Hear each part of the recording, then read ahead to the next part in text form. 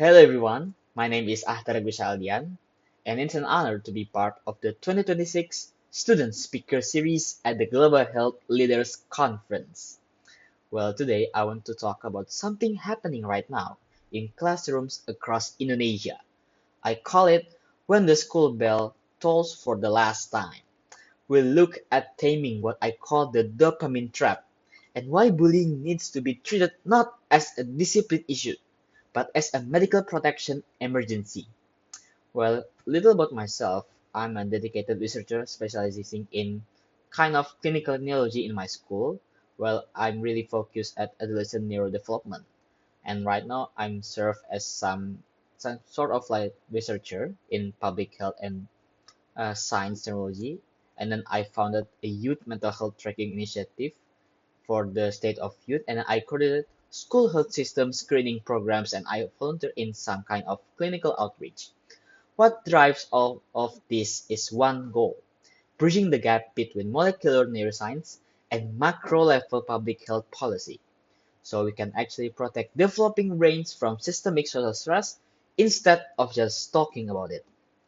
Well, Indonesia has a dream. By 2045, our centenary, we want to be a developed nation, globally competitive with superior human resources and strong national character. But here's the critical question I want to leave with you. Are we actually nurturing the generation that will realize this dream, or are we letting them wither before they can flourish? Because right now, the foundation of that golden generation is cracking. One in three Indonesian adolescents already shows signs of a mental health problem, and bullied individuals face at a 3 until 55 times higher risk of developing a psychiatric disorder. This isn't abstract. We've seen tragic student suicides in Garut, Sukabumi, and Sawah Lunto, and more recently, an explosion incident at Jakarta High School injured 54 students, a chilling sign that chronic bullying is starting to turn into a violent retaliation. So why isn't this being caught earlier?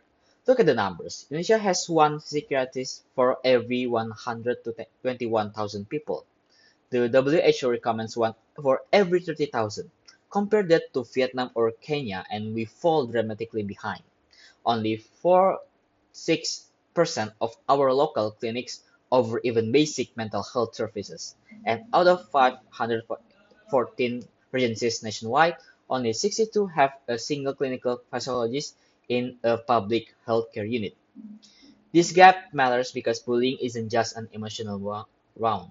It physically rewires the adolescent brain. Longitudinal MRI data from the Imagine Consortium tracking teens from age 14 to 22 shows per victimization actually changes brain anatomy. Here are some grow abnormally, well, some kind of data. In short, bullying leaves permanent biological scars, not just psychological ones. Well, this is why the WHO classifies violence as a global health priority and why bullying qualifies as an adverse childhood experience. And then,